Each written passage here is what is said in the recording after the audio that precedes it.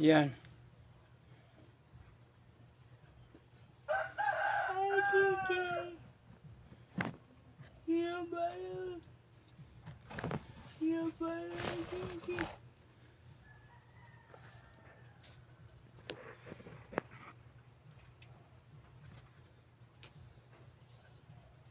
Hi. Ayun, namimilit yung anak ko nga siya ko na maglaba. Ako lang taga Binlaw. Hinayaan ko na lang sa kay siyempre namimilit at saka wala sa daw ginagawa, nalulungkot sa lagi. Pag nakatulala sa kung ano-ano man ang pumapasok sa isipan niya,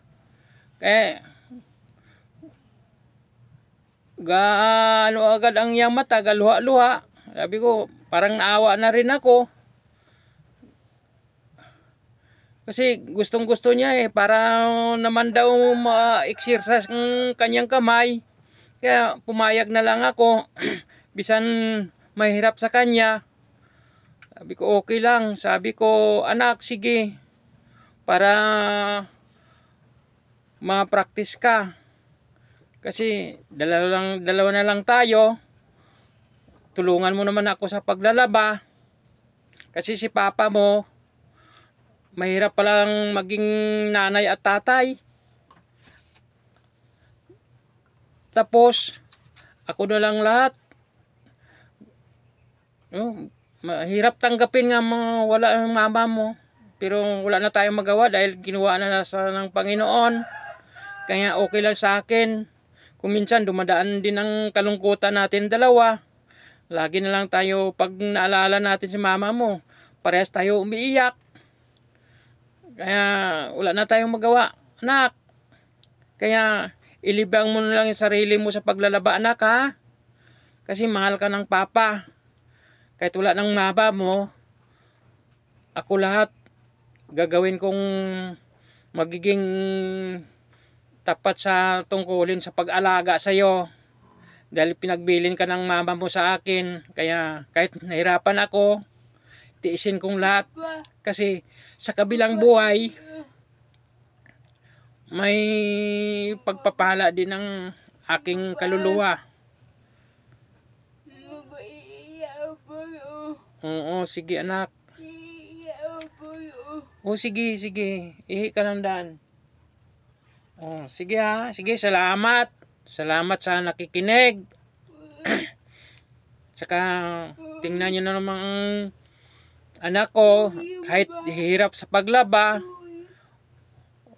ginagawa niya. Kahit kung minsan hindi makakuha ng mansa kasi ang paglalaba niya kung di niya makuha sa kusot-kusot dahil may dipiris ang dalawang kamay niya, naapak-apakan niya na lang doon sa may planggana. Parang nagmamarcha siya sa planggana. Yan, nakaupo lang siya kasi hindi naman siya makatayo. Natutumba siya. Kaya okay lang. Sige, salamat. Sige na, anak. May gagawin pa ako, nak. Igip pa ako. Ayun.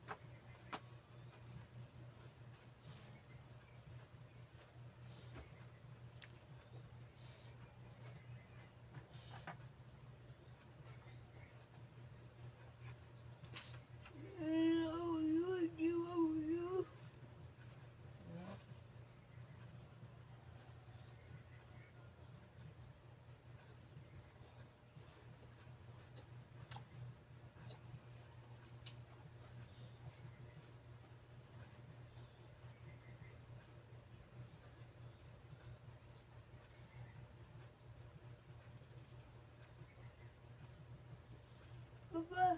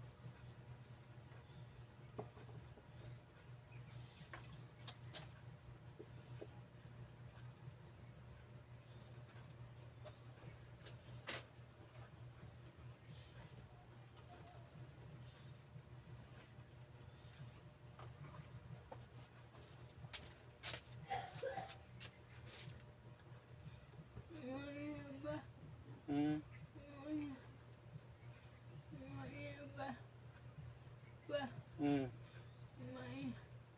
Alin?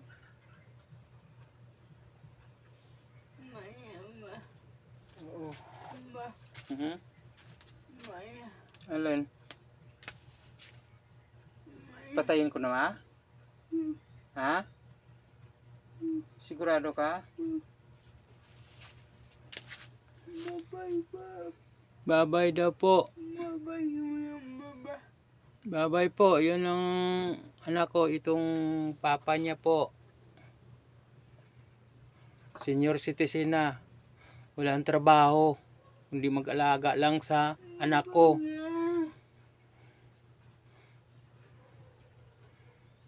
Sige, salamat po.